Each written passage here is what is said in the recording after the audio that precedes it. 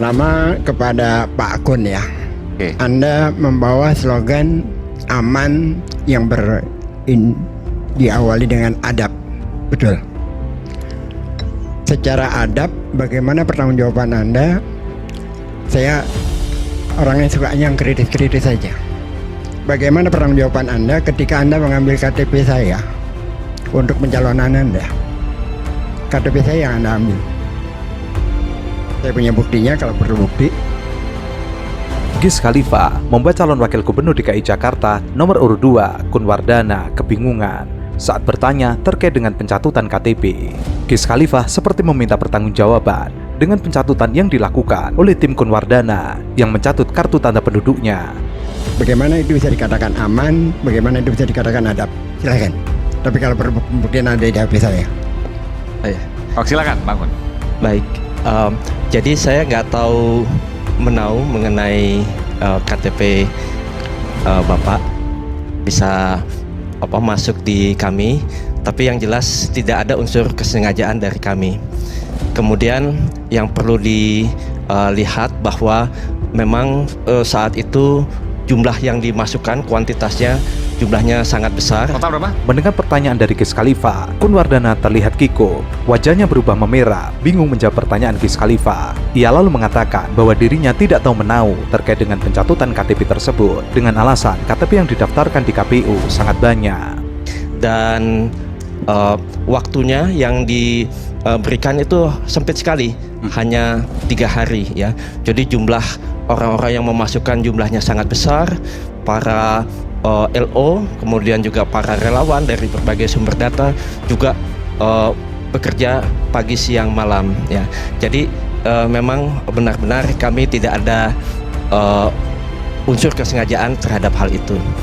Yes. Oke, kita berikan tepuk tangan untuk Bang Kun Wardana. Mendengar jawaban dari Kun Wardana, Gis Khalifa tidak melanjutkan pertanyaan tersebut karena jawaban Kun Wardana yang tidak memuaskan dirinya. Pertama kepada Pak Kun ya. Oke. Anda membawa slogan aman yang diawali dengan adab. Betul.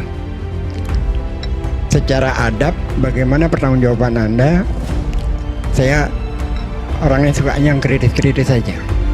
Bagaimana pertanggungjawaban Anda ketika Anda mengambil KTP saya untuk pencalonan Anda? KTP saya yang Anda ambil. Saya punya buktinya kalau perlu bukti.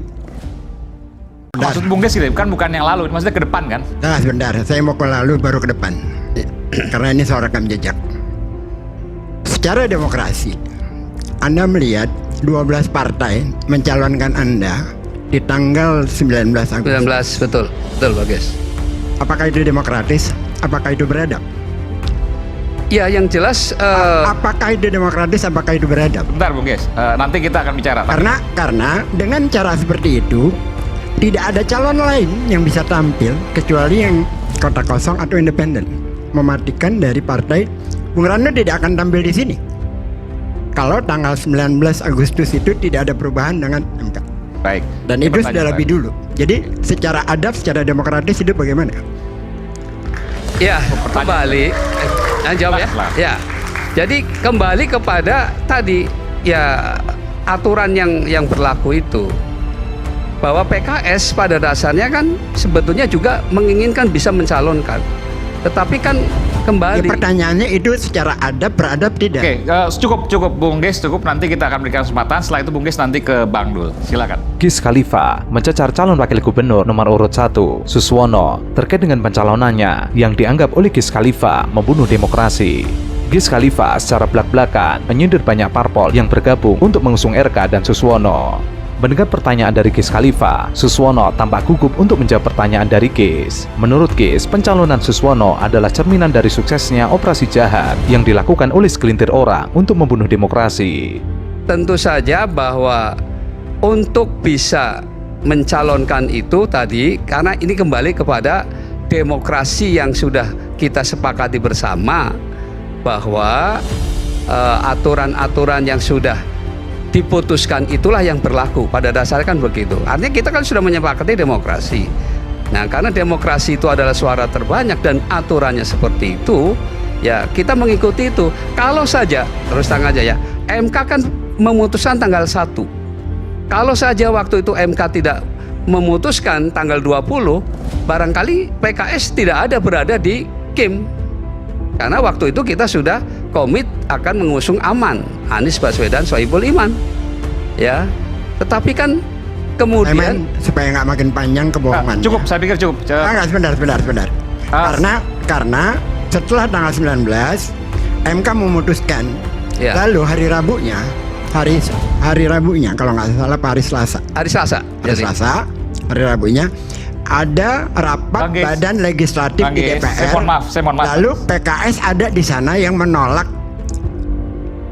keputusan MK dan menyetujui RUU Pilkada. Ia lalu mengingatkan partai politik mestinya menjadi artikulasi aspirasi rakyat, namun yang terjadi saat ini malah berbeda. Dukungan parpol yang diborong itu bukan hanya di Jakarta, tetapi juga sejumlah daerah lainnya. Menurutnya, perhelatan Pilkada 2024 adalah yang terburuk. Ia khawatir cara di Pilkada akan diterapkan yang sama untuk persaingan di Pilpres mendatang. Pernyataan Anda dua, saya garis bawahi. Atas permintaan Presiden terpilih, maka Ridwan Kamil ke Jakarta. Itu pernyataan Anda kan. Lalu ada syarat hak wakilnya harus dari PKS. Betul. Betul Pak. Ya. Yes. Itu semakin mengkonfirmasi aja. Pertanyaan saya dijawab pendek aja. Pertama, bagaimana Anda melihat demokratisasi di Jakarta dalam konteks Pilkada Jakarta? Demokrasi dalam konteks Pilkada Jakarta, proses pencalonannya. Ya, yang jelas bahwa proses pencalonan kan ada persyaratan-persyaratan yang harus dipenuhi kan. Ya, sebetulnya kan seperti PKS ini sejak awal ini ingin mendukung Pak Anies. Kami hanya saja PKS hanya dapat 18 kursi di Jakarta, padahal syarat untuk bisa mencalonkan adalah 22 kursi. Untuk diketahui, duet RK Suswono didukung 12 parpol dengan deklarasi dilakukan di Sultan Hotel Jakarta. Dari 12 partai itu, sebanyak 10 partai memiliki kursi di DPRD Jakarta. 10 partai itu adalah PKS, Gerindra, Golkar, Nasdem, PKB, PSI, Demokrat, PAN Perindo, dan P3. Sementara 2 partai lainnya tidak punya kursi di DPRD Jakarta, yaitu Partai Garuda dan Gelora. Pertanyaan saya, demokrasinya. Ya, tentu saja namanya demokrasi. Ya, pada dasarnya tentu saja tadi bahwa aturan-aturannya pada akhirnya kan demokrasi kan suara terbanyak kan Pak. Ya. Itu kan intinya begitu. Nah, sedang prosesnya itu ya tentu ada yang kadang-kadang mungkin secara publik bisa diterima, bisa tidak diterima, kan begitu. Nah, intinya adalah dalam konteks Jakarta ini bahwa aturannya sudah mengikat bahwa sebelum ada MK ya, sebelum ada MK. Tapi kan kemudian MK keluar kan, yang pada akhirnya memberikan kesempatan. Jadi bicara sebelum keluar MK, aturannya adalah 22 kursi. Tetapi setelah MK membacakan keputusannya tanggal 20 Agustus, artinya memberi kesempatan yang di bawah 20% bisa mencalonkan diri. Kan begitu Pak? Ya.